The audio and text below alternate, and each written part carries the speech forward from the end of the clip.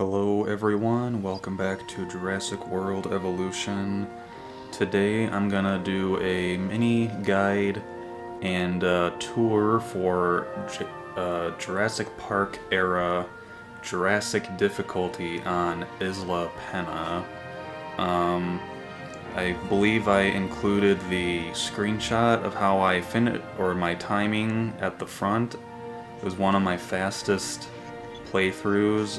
Like we've said before, the Jurassic Park era is much easier. It's still challenging, but it's much more straightforward at least. So I have a little bit of a different way we're going to go about this. I kind of, instead of doing a full playthrough, what I did was that I took notes of key things I was doing at certain intervals in the park, and and I'm not saying that this is the most efficient or the best way, but this is how it worked for me if you want a blueprint to start off for your own Jurassic difficulty run. So anyway, we'll start on this end of the island. This is where the entrance normally is in the Jurassic World era. As you can see, I have it paused because as you know, on Jurassic difficulty things go wrong very quickly, so I just have it paused here. But anyway, up here I have the helipad, I have a shelter, a weather station, and the island's only power station. Power for this island is kind of a tricky thing to consider, but we'll talk more about that later.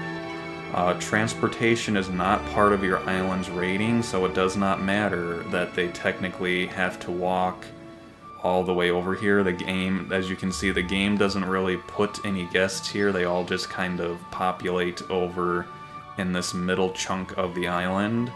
This is where pretty much all of my buildings, all the other buildings that I have are here. I started off with one hatchery, a ranger station right next to it, so that tranquilizing and the dinosaurs was easy. And the visitor center is up on the hillside here.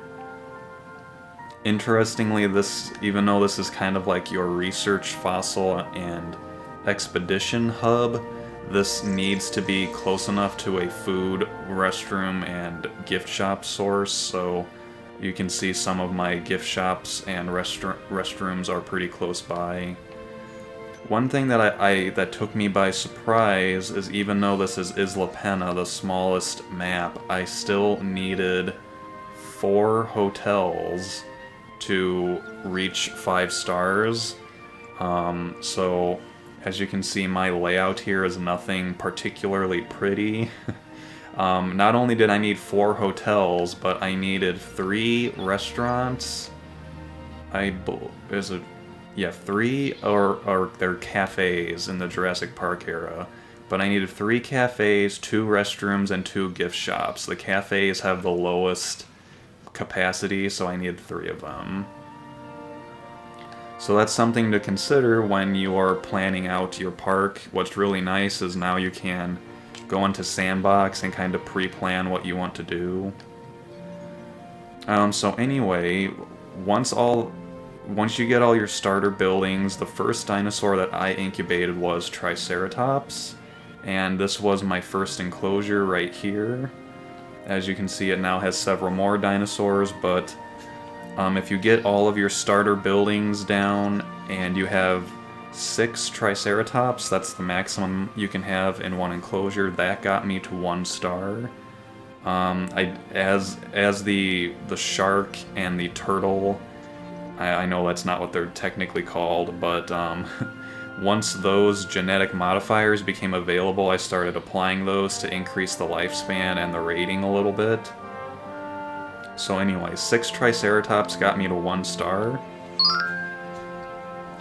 As you can see, the track actually goes all the way down and back up, and then it proceeds to head down to the other side of the island down here.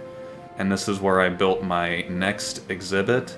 I basically have the track goes all around the perimeter and back up, and this is 2 gigantic enclosures that are big enough for sauropods. But my next dinosaur was Corythosaurus, and I put the Corythosaurus in here. The one on the right has only herbivores, and then on the left I added 3 Ceratosaurus that lasted the entire playthrough. So basically the one on the left is going to have carnivores and sauropods mixed together because they can live happily, and the one on the right is going to have only herbivores. So, let's see, I'm still, at this point I still was not at 2 stars with 4 Corythosaurus and 3 Ceratosaurus down there. So my next dinosaur that I added was, this up here, there's 3 enclosures. So the small middle connecting one here is for the Pachycephalosaurus and Ankylosaurus. So 2 Ankylosaurus were added at that point. And then in here, this is my mostly Stegosaurus exhibit, and I added 9 Stegos. And I actually, believe it or not, I was still not at 2 stars, despite adding all those dinosaurs. So what kicked me over the 2-star limit was adding 2 Euoplocephalus into this enclosure, and that got the park to 2 stars. Alright, so from there, next I added 6 Parasaurolophus, which went down here into the herbivore side of the massive enclosure. I also put 5 Brachiosaurus and 5 Apatosaurus in the right-hand enclosure here. And that was all for down here for the time being. Those 3 Ceratosaurus had a massive enclosure to themselves for quite a while, actually. But up here, I added 2 more Euoplocephalus and 4 Styracosaurus, so that, I believe, maximized out this exhibit, because we had 6 Triceratops, 4 Euoplocephalus, and 4 Styracosaurus. And I think Styracosaurus's population is 14, so this exhibit was maximized out at that point. And then I also added 2 more Ankylosaurus and 4 Pachycephalosaurus, so that was 8 dinosaurs total in here, which is the maximum population of Ankylosaurus. And there's only 1 feeder in here, and they've been completely fine with that. At that point, I also needed to add an additional hotel. So I had 2 hotels at that point, and that got me to 3 stars. At this point, I would like to say too that I was definitely lucky in the regards for storms. I had quite a few disease outbreaks, but because the island is so small, I was able to manually drive and get them taken care of before they caused too many problems. And I had storms, but I only had 1 or 2 tornadoes, and at no point did this park have a dinosaur that would actually try to break out during a storm, so that was a big perk. Alright, so at this point the park is at 3 stars, and then I started adding more to this other enclosure down here on the left. I added 3 Apatosaurus, and at this point I actually realized that I was over the population here on the right, so I had to take away a Corythosaurus and 1 Parasaurolophus. I was over the Parasaurolophus's maximum, which is kind of a little annoying, but it wasn't... thankfully I noticed it before they actually got stressed out and tried to break out. So once the Apatosaurus was added into this enclosure, and the Corythosaurus and the Parasaurolophus were removed, I actually noticed at this point that my facility rating wasn't at 5 stars. So at this point I added a 3rd hotel, and I added a 2nd set of guest facility buildings, so that was my 2nd set of cafe, gift shop and restroom, and that got me to 4 stars. So chances are that the long gap I had to get to 3 stars was partially due to a facility rating. I just did not anticipate needing 4 hotels on Isla Pena. I'm not sure if that's even supposed to be that way, but oh well. Okay, so at this point we're at 4 stars. I required 1 more hotel, so 4 hotels total, and I also had to add 1 more cafe. And as far as dinosaurs go, one of the things that really hurts you in challenge mode is the variety penalty. So I added 3 Gallimimus and 3 Dryosaurus to the Stegosaur enclosure down here to increase the variety. So there's a total of 15 dinosaurs in here, 9 Stegos, 3 Dryos, and 3 Gallimimus. I would have added Gallimimus earlier, but I honestly completely forgot that it's given to you at the start. I saw that dig site and thought of Velociraptor, even though that's not what you start off with. And then from there, it was time to crank out as many sauropods as possible. So to get to 5 stars, both of these enclosures have 7 Apatosaurus each. The one on the right has 5 Brachiosaurus, which is the maximum Brachiosaurus you can have in one paddock. And then the one on the left has 3 Brachiosaurus and 3 Mamenchisaurus. So what's interesting here is that the 3 Ceratosaurus that I started off with are the only carnivores I had throughout the entire playthrough to get to 5 stars on this island. I have a ton of sauropods, and that kind of carried me to victory. So one thing that is going to be interesting with this island is obviously space, right? So like I said, I did not think I was going to need 4 hotels, but at least for the time being you do. If you were able to do so, I would recommend having a second hatchery so that you can pump out dinosaurs faster. There was a lot of times where I was just sitting around waiting for dinosaurs to incubate. However, with that being said, I still beat it a little over 4 hours with 1 hatchery. One thing that you may run into as a problem, though, is I was running on, I was using 100% of the power available to me at all times, even after I had everything upgraded.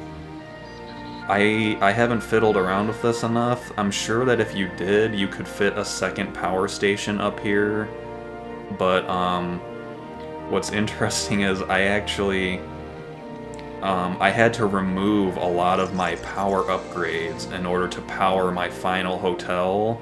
So all the upgrades that I was using throughout the playthrough that you would normally use, like dig yield and incubation speed and success rate, I had to get rid of all of those in order to power everything else here. So a second power station would be great if you could figure out how to fit one. Like I said, I'm sure you can. I didn't plan this out super organized or super neatly, but in my defense, I did not think I'd need 4 hotels on this tiny island. So that's about it. Let's actually play the game live for a second here. Not a single dinosaur died. My first Triceratops is actually just sitting in here happily somewhere. It is much older than expected, however, so it's lived well past its lifespan. But as you can see, I have a Triceratops waiting in here. But everything else, all of my other buildings, I have 1 unused power because you just need that many. You need that many buildings. So 2 hatcheries and 2 power stations are not necessary, but you're going to have to kind of fiddle around with your power like I did if you don't want to do it that way. But otherwise, this one went fairly well. This was by far my fastest challenge mode. I think I got lucky with tornadoes. I only got 2 of them. But what's nice though is with the Ceratosaurus in here as my only carnivore, there really wasn't... The only thing that could have really messed me up is if a bunch of dinosaurs mixed into their habitats with different social requirements. And that could have messed things up for me. I'm just giving a quick overview of what the island actually looks like for you as well. There's one... Oh yeah, this is what here's what the stats look like once we get the contract out of the way. So yeah, even with 4 hotels, I only have okay capacity, which is interesting. I'm actually 4 species short of the species target, but our rating is just so high that it doesn't even matter. Here's what my capacity rating looks like. Everything's high, and I have 4 hotels, and it's only okay capacity, which is interesting. But yeah, there you can... That's the dinosaur rating we're at, so I honestly probably didn't even need as many dinosaurs as I have right now. But that is how I did Jurassic Park era Isla Pena. I hope that you all enjoyed this video. Let me know if you, in the comments, do you like this kind of an overview? Or would you rather see a full playthrough? I kind of feel like each one has their pros and cons, because this way, you know, you can get all the value and the information in a short video, but it's maybe not as entertaining as watching me fumble through challenge mode. But anyway, let me know which version you all prefer, and I'll see y'all in the next one.